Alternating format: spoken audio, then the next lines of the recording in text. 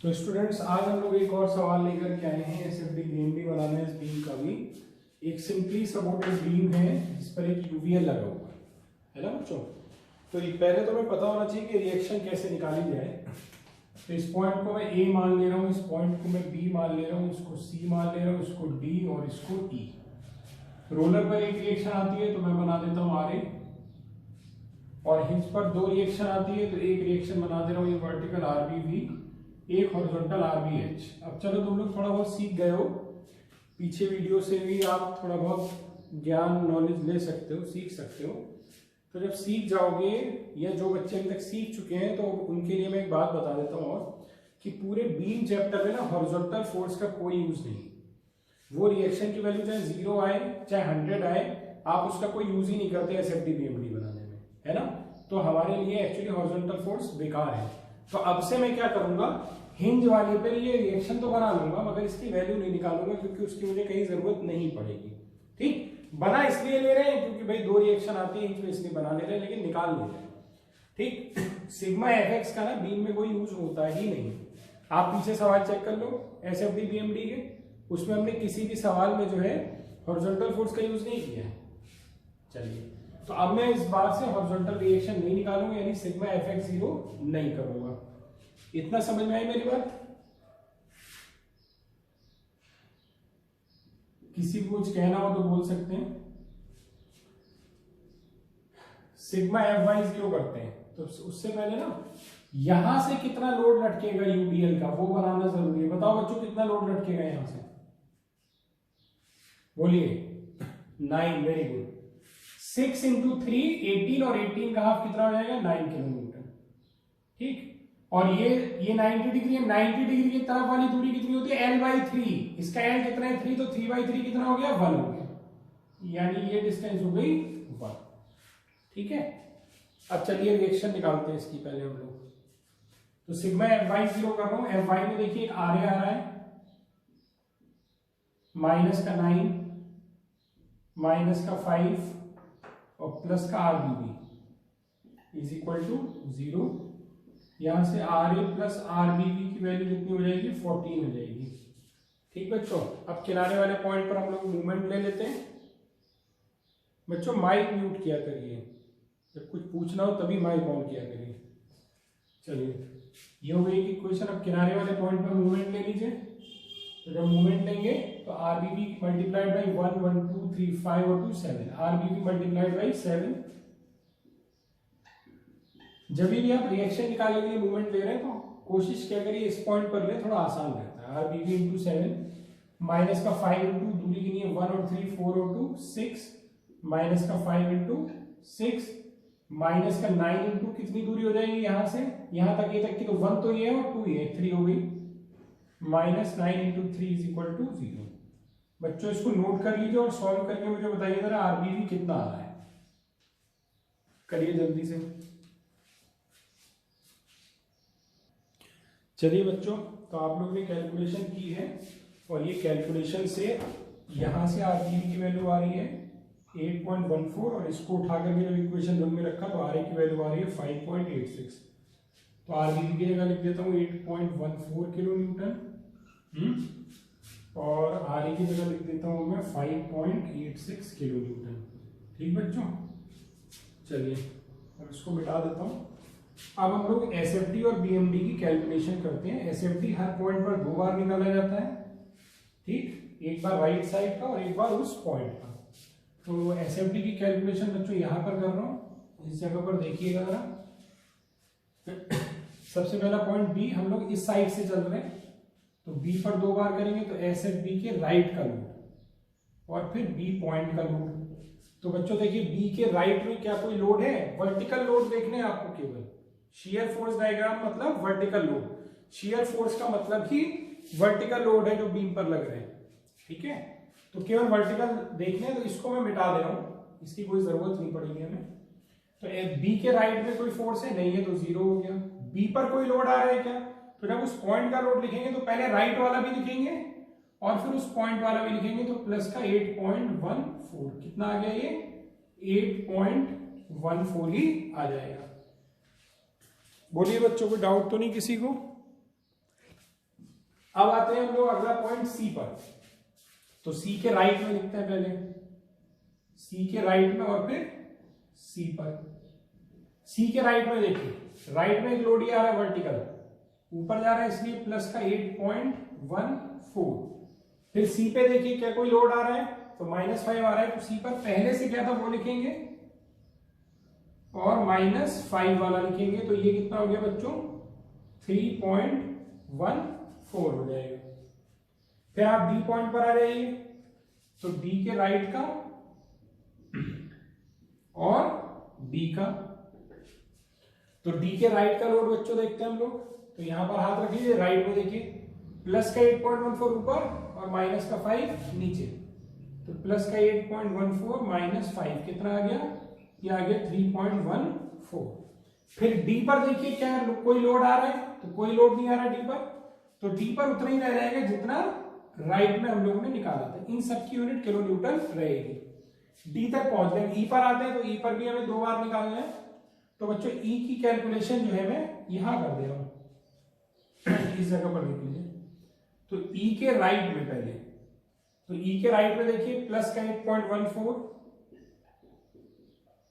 Minus का ये वाला 5 और माइनस का ये वाला 9, इसको सॉल्व करोगे तो आएगा माइनस का 5.86। फिर ई पर देखिए क्या कोई लोड आ रहा है, तो ई पर आपको ऐसे तो देखने में लग रहा है कि सर यहां पर देखिए ये 6 आ रहा है, ये 6 यहां पे थोड़ी है, ये तो पूरे यूवीएल के लिए था जिसको हमने 9 में कन्वर्ट कर दिया। तो जब 9 में कन्वर्ट कर लिया तो अब इसका कोई मतलब ही नहीं है कि ऊपर कोई ट्राइंगल है भी, ठीक है। तो ई पर कोई लोड नहीं आ रहा है, तो ई के लिए कितना रह जाएगा, इतना ही रह जाएगा जितना था -5.86। इसके बाद में आ जाते हैं ए पॉइंट पर, तो पहले ए के राइट में देखिए, तो ए के राइट का जब आप देखेंगे तो क्या है, प्लस का 8.14 माइनस का 5 ये वाला और माइनस का 9, कितना आ जाएगा बच्चों माइनस का 5.86। फिर ए पर देखिए, तो ए पर एक लोड ये आ रहा है ऊपर की तरफ 5.86, तो ए पर अब कितना हो जाएगा, राइट वाला तो लिखेंगे -5.86 और प्लस ये वाला 5.86 जो यहां से आ रहा है, तो वैल्यू कितनी हो गई, 0 हो गई। कैलकुलेशन समझ में आई बच्चों, बोलिए, ठीक है, नोट कर लीजिए कैलकुलेशन। चलिए अब इसका डायग्राम बनाते हैं हम लोग। असली काम तो वही है कि डायग्राम कैसे इसका बनाया जाए, ठीक। तो डायग्राम बनाने के लिए क्या करेंगे बच्चों, सबसे पहले एक जीरो लाइन खींच लेंगे हम लोग, ये पॉइंट बी होगा, ये पॉइंट सी होगा, ये पॉइंट डी होगा, ई होगा, अंदाजे से उसके नीचे बना रहे हो, ये पॉइंट ए होगा। चलिए सबसे पहली वैल्यू हमारे पास 0 है, कहां पर है, बी पर, तो बी पे 0 बना दिया, यानी ना ऊपर जाएंगे ना नीचे जाएंगे, तो यहीं रहेंगे, इस वैल्यू हो गई 0। अगली वैल्यू 8.14 कहां पर है, फिर बी पर है, लेकिन प्लस में तो ऊपर जाएंगे, तो यहां कहीं मान लेता हूं बच्चों में 8.14 इस जगह पर, ये 8.14। अब ये दोनों एक लाइन में ऊपर नीचे है तो ऐसे मिल जाएंगे, ठीक। अगली वैल्यू हमारे पास कितनी है बच्चों, फिर 8.14, लेकिन सी पर है, तो सी पर 8.14 इसी ऊंचाई पे बना देते हैं जितनी ऊंचाई पे ये बनाया था। अब इन दोनों को मिलाना है, तो आप देखो बी और सी के बीच में क्या है, नो लोड। नो लोड के लिए एसएफडी क्या बनता है बताइए, हाँ हॉरिजॉन्टल लाइन, तो इसको हम लोग एक हॉरिजॉन्टल लाइन से ऐसे मिला देंगे, ठीक। अगली वैल्यू पर आते हैं, अगली वैल्यू 3.14 कहां पर, सी पर, तो सी पर ही है ना, तो 3.14 प्लस का है तो ऊपर जाएंगे, लेकिन इतना ऊपर मत चले जाना, यहां तो 8 हो रही है वैल्यू, यहां कहीं बना लेते हैं 3.14। इसके बाद ये वैल्यू आई और दोनों एक ही लाइन में, तो ऐसे बना दीजिए, ठीक। अगली वैल्यू हमारे पास कितनी है बच्चों, 3.14, लेकिन कहां पर, डी पर, तो डी पर 3.14 बनाते हैं, यहां कहीं आएगा, है ना। और फिर इन दोनों को मिलाना है सी और डी, तो सी और डी के बीच में नो लोड, तो फिर से हॉरिजॉन्टल लाइन हो जाएगा। इसके बाद में फिर आते हैं 3.14, फिर वैल्यू है कहां पर, डी पर, तो डी पर दोबारा है और 3.14 दोबारा बनाया, तो इसी को डार्क कर दिया, और ज्यादा कुछ तो हम लोग कर नहीं पाएंगे, है ना। फिर अगली वैल्यू है ई पर, कितनी, -5.86। ई पर है -5.86, तो -5.86 तो यहां कहीं होगा नीचे 5.86। इसके आगे मैंने माइनस नहीं लगाया क्योंकि नीचे बनाया तो ऑटोमेटिकली माइनस होगा, आप चाहो तो लगा भी सकते हो। अब मुझे बताइए भाई, ये 3.14 के बाद हम लोग आ गए यहाँ -5.86 पर। इसको और इसको मिलाना है, पॉइंट है ए और डी, ई और डी के बीच में क्या लगा, यूवीएल लगा है। तो यूवीएल के लिए कैसे मिलाते हैं, एसएफटी क्या होता है यूवीएल के लिए, जल्दी बताइए। पैराबोलिक होता है, सब लोग टेबल में देख लीजिए।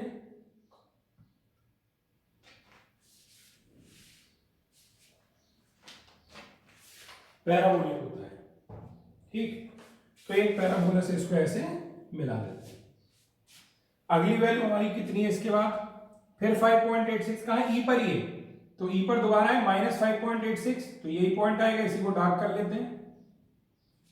फिर अगली वैल्यू क्या है हमारी, फिर -5.86, लेकिन कहां पर, ए पर, तो ए पर बनाते हैं -5.86, यहां कहीं होगा, इसी की सीध में होगा, लेकिन ए से बनेगा, ठीक।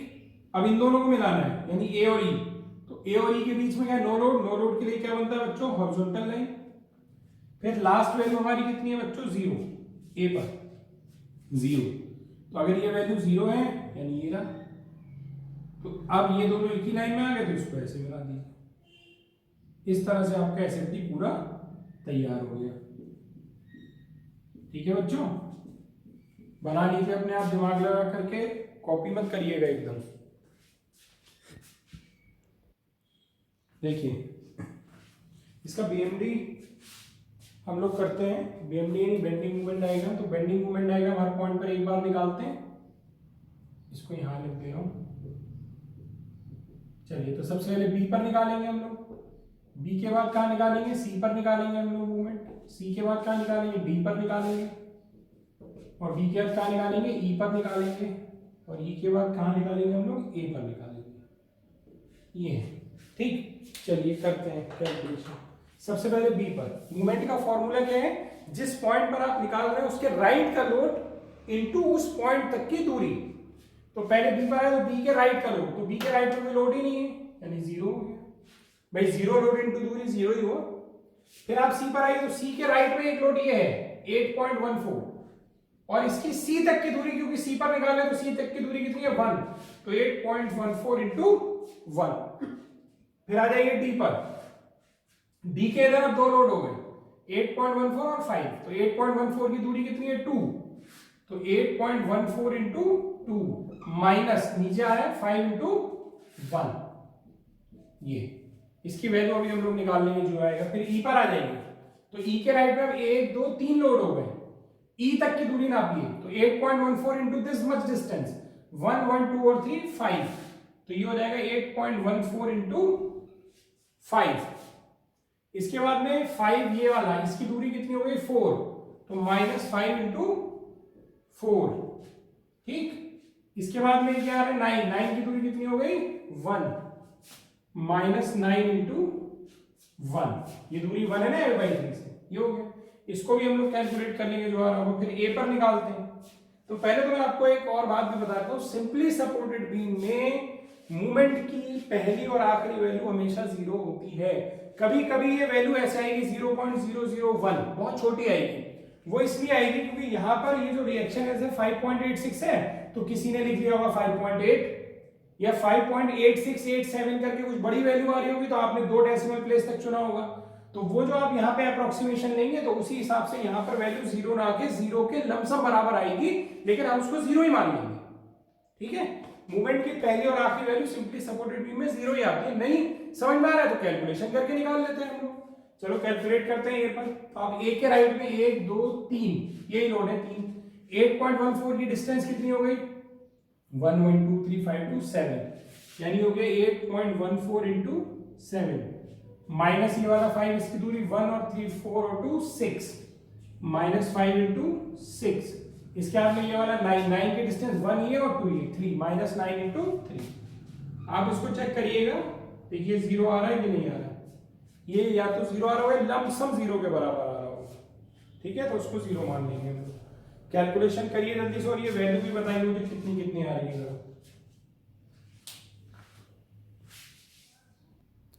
इसमें एक बात का ध्यान रखिए, यूनिट जरूर लिखेंगे। जैसे मूवमेंट की यूनिट क्या हो गई, किलो न्यूटन मीटर। क्यों?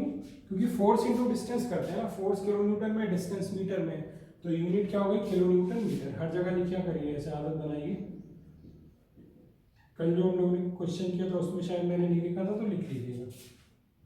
अच्छा यहाँ नहीं, अच्छा ये वैल्यू कितनी आई, जीरो आई कि नहीं आई? ये जीरो के लमसम आ रही होगी। हाँ, -0.02 अप्रोक्सीमेट, उसको आप जीरो कर लीजिए। अगर ये -0.02 आया तो उसको अप्रोक्सीमेट आप जीरो मान लीजिए। क्यों ऐसा कर रहा हूँ बताया ना, वो जो तुमने यहाँ अप्रोक्सीमेशन लिया है, ये वैल्यू कुछ और आई होगी, 5.8687 करके कुछ आगे तक आया होगा, तुमने वो आगे छोड़ दिए ना डेसिमल वाले नंबर, केवल 2 लिए, इस वजह से ऐसा हो रहा है, तो वो हमेशा जीरो ही होगा। अब इसका डायग्राम बनाते हैं बच्चों जरा, ठीक है? बहुत अच्छे से देखिएगा बीएमडी इसका, क्योंकि यूवीएल का बीएमडी हम लोग जो है वो पहली बार बनाने जा रहे हैं, ठीक है? चलिए पहले तो वही एक जीरो लाइन खींच लेते हैं। ये हो गई, ये वाला पॉइंट हमारा हो गया बी, ये वाला पॉइंट हमारा हो जाएगा सी, ये वाला पॉइंट हो गया यहाँ डी, ये वाला पॉइंट हो गया हमारा ई, और ये वाला पॉइंट हो गया हमारा ए। ठीक है, बना लीजिए जल्दी से जीरो लाइन, ऐसे ही आप लोग भी।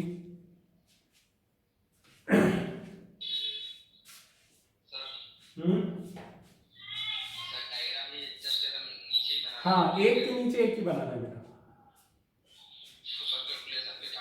क्वेश्चन यहाँ करिए, अगले पेज पे करिए, कोई दिक्कत नहीं है। देखो मैं आपको बताता हूँ ना, देखो जैसे ये आपकी कॉपी है, तो आप इसको देखो मैंने कर रखा है ना, इतने में डायग्राम और यहाँ साइड में कैलकुलेशन चल रही है, ऐसे किया करिए। कोई बात नहीं, प्रैक्टिस करो, हो जाएगा। डायग्राम एक के नीचे एक बनाओ, कैलकुलेशन चाहे अगले पेज पे करो, या फिर एक काम ये कर सकते हो कि आप डायग्राम का ये वाला क्वेश्चन बनाइए और सब कैलकुलेशन इसके नीचे कर ले, फिर दोबारा अगले पेज पे ये तीनों डायग्राम बनाए, ऐसा भी कर सकते हैं, लेकिन एक के नीचे एक देखनी चाहिए। चलो अब देखते हैं बच्चों जरा इसका डायग्राम। तो सबसे पहले तो बी पॉइंट पर आते हैं, बी पॉइंट पे वैल्यू 0 है तो यहीं रुक गए। फिर सी पर वैल्यू प्लस का 8.14 है तो ऊपर जाएंगे, प्लस का 8.14, प्लस लगाने की जरूरत नहीं, ऊपर बनाया तो ये। बी और सी इन दोनों वैल्यू को मिलाना है नो लोड। नो लोड के लिए बीएमडी बताओ क्या होता है, जल्दी से जल्दी बताइए। Incline line, very good, incline line, ये हो गया। आगे देखते हैं अगली वैल्यू, 0 से 8.14, 8.14 से कितनी है 11.28 डी पर, तो डी पर ऊपर चले गए और 11.28 यहां कहीं होगा। ये थोड़ा इसके नीचे नहीं बनाया तो अपने अंदाजे से आप नीचे ही बनाइएगा। ये हो गया 11.28, इन दोनों को मिलाना है, यानी सी और डी, सी और डी के बीच में नो लोड, नो लोड के लिए फिर से क्या बनेगा, इंक्लाइन लाइन। ठीक, अगली वैल्यू कितनी है 11.7 प्लस में, तो 11.7 जो है, थोड़ी जगह बना ले, 11.7 जो है वो 11.8 से थोड़ा ऊपर यहां गई। ये अभी इन दोनों को मिलाना है, डी और ई, डी और ई के बीच में क्या, यूवीएल, यूवीएल का बीएमडी बताओ क्या होता है, क्यूबिक कर्व होता है, लेकिन दिखने में पैराबोला जैसा ही होता है, तो बना देते हैं यहां पर, ऐसे बना दिया हमने। अभी आप बनाइएगा नहीं, ठीक, ऐसे बना दिया। लास्ट वैल्यू हमारे पास कितनी है बच्चों, 0, तो 0 यहां पर हो गया। अब इससे इसको मिलाना है, यानी ए और ई, ए और ई के बीच में नो लोड है, यानी नो लोड के लिए इंक्लाइन है। अब एक बात का ध्यान रखना है इसमें कि ये पैराबोला का सबसे ऊंचा पॉइंट कहां पर होगा, वो कल मैंने बताया था आपको, फिर से बता रहा हूं। आप शेयर फोर्स डायग्राम में आइए, आप देखेंगे शेयर फोर्स डायग्राम का कुछ हिस्सा ऊपर बना हुआ है इस लाइन के और कुछ हिस्सा नीचे बना हुआ है। ये वो पॉइंट है जहां पर शेयर फोर्स का डायग्राम ऊपर है और यहां पर नीचे है। जिस पॉइंट पर ऐसा होता है वो पैराबोला का हाईएस्ट पॉइंट होता है। कौन से पैराबोला का, जो बीएमडी का पैराबोला है। इसका मतलब ये हो गया कि पैराबोला जो यहां तक ऊपर जाएगा इस लाइन तक और फिर यहां से नीचे आएगा, तो ये करेक्ट है, ये नहीं। और इस पर जो वैल्यू होगी वो क्या होगी बच्चों, mx होगी, मूवमेंट की मैक्सिमम वैल्यू। इसका एक अलग वीडियो बनाऊंगा कि एमएक्स निकालते कैसे हैं, अभी उसकी जरूरत नहीं है। अभी ये समझ में आया बच्चों?